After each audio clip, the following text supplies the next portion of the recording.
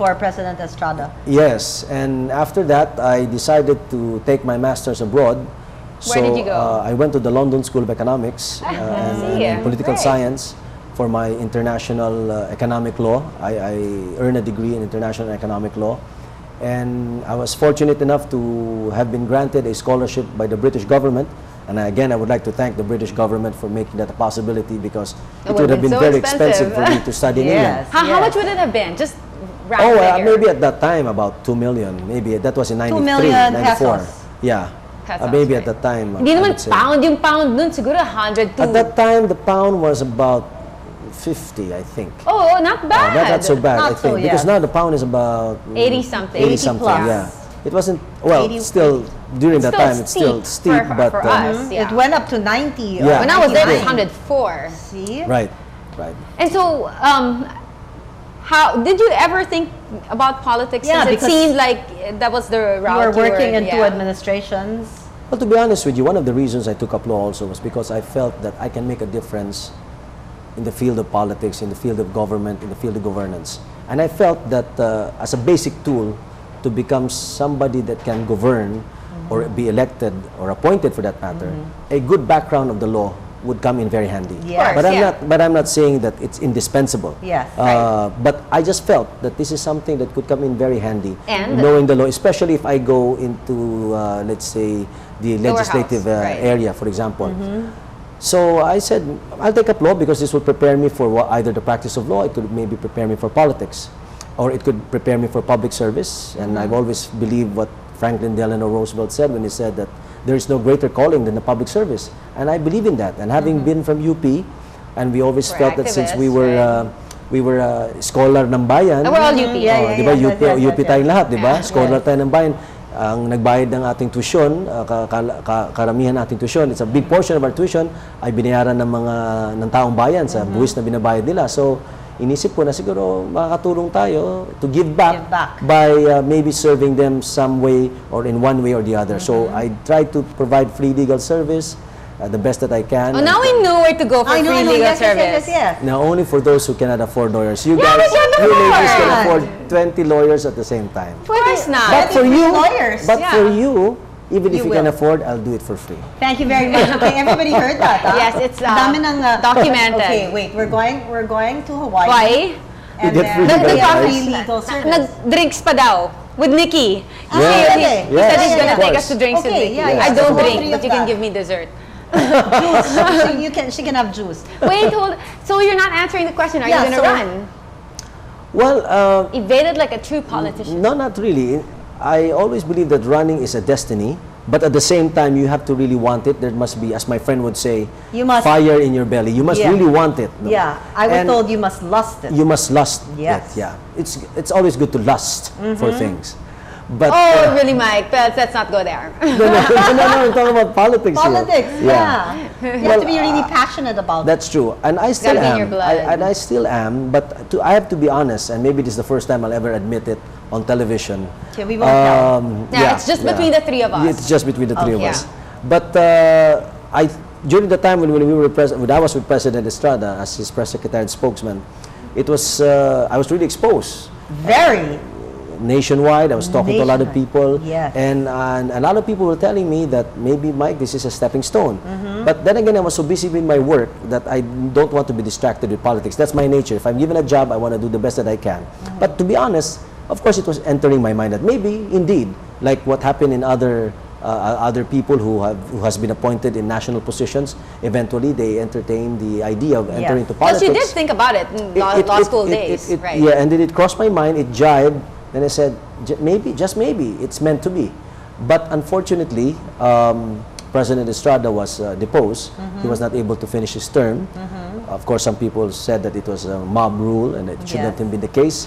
But the Supreme Court have decided otherwise. But these are all in the past. The bottom line was, since he left, although I was asked to stay, and I was asked by the next administration to also stay, I felt that I had to distance not exactly distance, but I said I just needed the breather, and I wanted to go back to the private sector, to go back into media, and maybe to go back to the practice of law to a certain extent. So not for now. Not for now. At that time, that's what I said, not for now. And to a certain extent, I was a bit disillusioned. I just felt that what good are institutions if a president who was elected can just be taken out this way? I felt that he should have, if really indeed there were reasons for him to be taken out, then so be it. But there is a process, meron tayong proseso na nasa saligang batas natin. Na pag gusto nyo tanggalin ang isang pangulo na nakaupo, there are ways eh.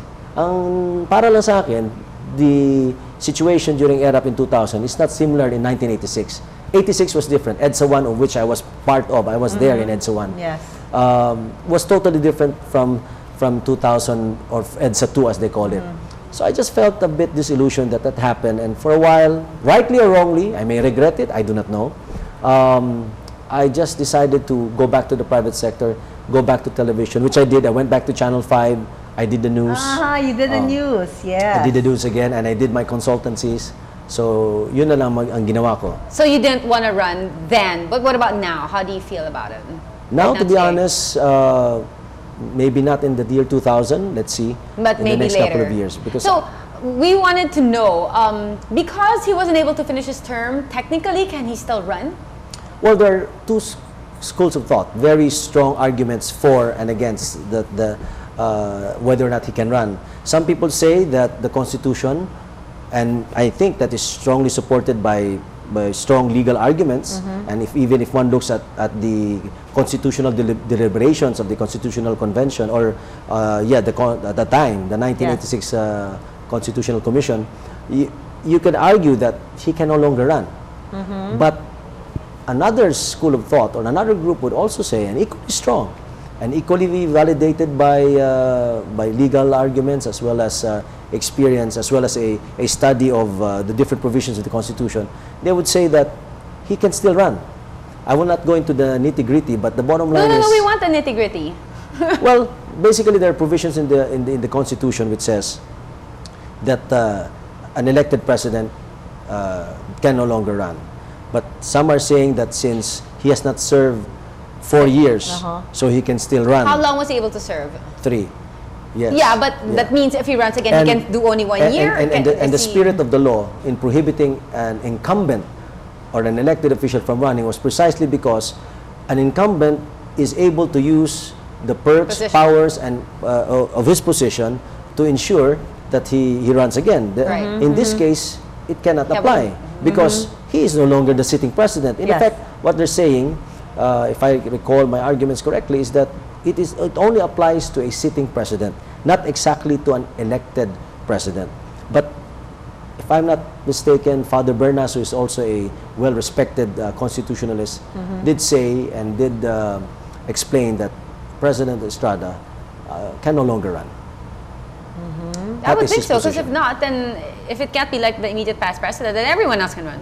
Yeah, but he's still in all the surveys.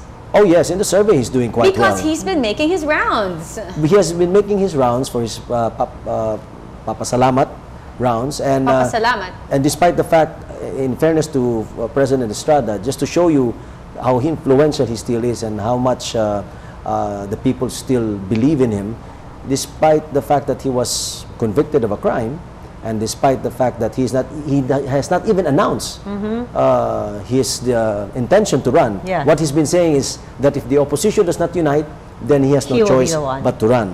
But in spite of all of that, he's now, I think, 3 or 4 in the surveys, and there's a statistical tie. So, but definitely President Estrada would definitely, no doubt, be still a force to reckon with. And the issue really is not so much whether he will win or not. The issue really is, can he run? Will the Can he Supreme run? Court or the COMELEC, for that matter, allow him to run? What do you think? Will he run? I think he will run. I think he really wants to run. In one of my various previous discussions with him in the past, our get-togethers, our talks, you could see in his body language that he intends to run because he really feels that he was not given the opportunity to finish and serve the people. And I think he wants to redeem himself, and I really feel that in him. One thing about President Estrada is you can really feel, you can really feel his sincerity. I know a lot of people may not, especially those who have not really met him or talked to him Personally, yes. or personally, may not feel that. But you can tell from the way he talks from his body language that he is sincere in his desire to make up maybe for whatever shortcomings he had, or maybe shortcomings and mistakes he has made in the past. And he felt that he still has 3 years to prove himself, so he should be given that 3 years. There are a lot of talks saying that he's gonna run, but if he wins, he's gonna step down after 3 years. I'm sure you've heard of these talks, because all he wants is to prove that he can be a good president, And he can still win. and he can still win. Okay. Very interesting to speak to you, Mike. But me, I believe, like even among friends, Yes. there's no point in me wronging you to be able to make up for it. Okay. Right? So, anyway, so we'll have more. More of the insights and interests of Mike Toledo when we return. Yes.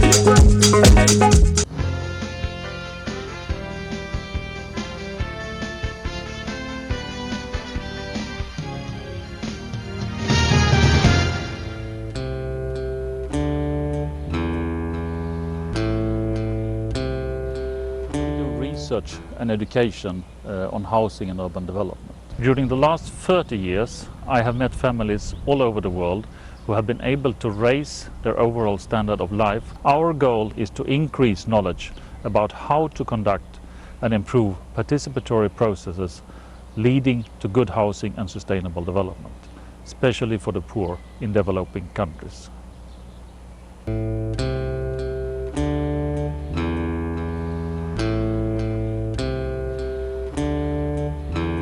Very strong community organization, and also changed the environment to become more of a mixed-use area than it was in the original plan. A poor urban design will lead to problems with microclimate and outdoor thermal comfort. A climate-conscious urban design, on the other hand, will lead to a good outdoor thermal comfort. By considering microclimate in urban planning and in urban design, the problems with urban warming can be mitigated, and housing areas can become more comfortable, and the problems with heat stress will be less. And in that way, this will improve the well-being and health of urban dwellers. I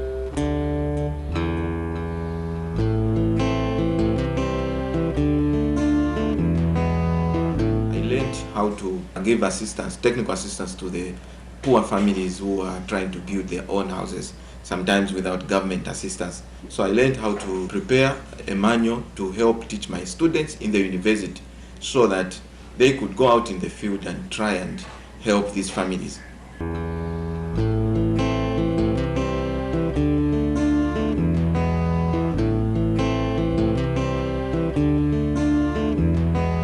To improve housing and to promote sustainable development. These courses are all based on successful local experiences that have been developed into a course. And the typical participants on these courses come from local government level organizations or non-governmental organizations.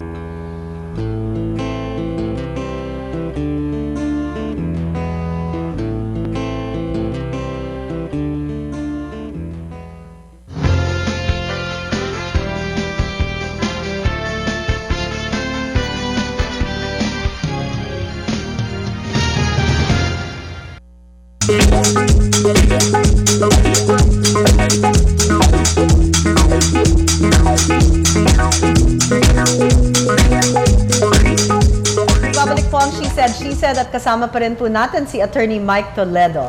Okay, meron po kaming mga regalo para sa iyo. Papaya cube soap. Okay, I know you have nice skin, but anyway, this will enhance it more. And hot chocolate from Classic Herbs Corporation. Oh, thank you to Tita Lilian, Tita Cora, and Jay. Thank you very much. I couldn't help but Papaya notice on cube. his sleeve when he was reaching for it. What are those? Your initials? Pull your sleeve up. Yeah. Can I see? Yeah?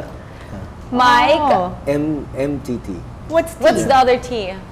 Oh, it's secret. Okay, tell us later. What's your mom's Text last na lang. name? Secret. Yun na nga eh. What? I don't know. You can't run. You cannot have secrets like that.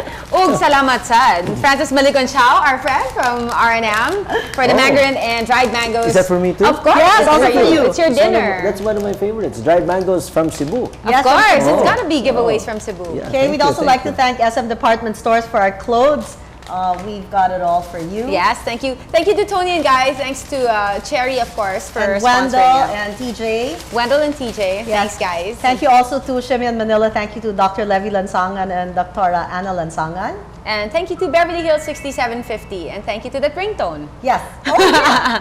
and also for all those parents out there who would like their children to learn through play, if they're 0 to 4 years old, then please call Gymboree at 910-PLAY or 910-7529. The branches of Gymboree are at Westgate, Alabang, Manila Town Center, Cebu, Manila Polo Club, Shangri-La Mall, Eastwood Mall, Greenbelt 5, Serendra, and Trinoma. When I have So- children, I will definitely send them there. Okay, so 910-PLAY Gymboree. Okay, thank you. Mike, why are you smiling? No, because one, I'm enjoying the what do you call this? The OBB. I know, yeah, they Is made it the some. OBB? Yeah. No, that's like they made it Billboard? before. That's our OBB before. I mean, this is Yeah. already like our 5th season. Yeah. Oh, it's very nice. It's gotta very go. nice. Like what Thank we you. told Like Senator it. You're the Cheese. only one who likes it. Yeah, you're the only one. And the one who You're made alone it. in this. Really?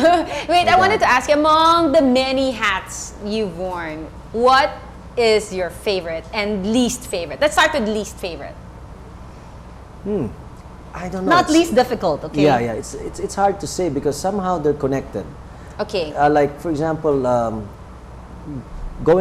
having a TV show also, like you ladies before. I had a morning show together with Monis Berto, who is now head of public affairs in PLDT. Yes. Mon, and is doing very well. With Karen Davila, and of course we know Karen is Yes, doing yes, so yes. well. She's doing excellent. Yeah, and Hi, also Karen. Hey, Karen. Nina Castro, Christina Pexon, we were together.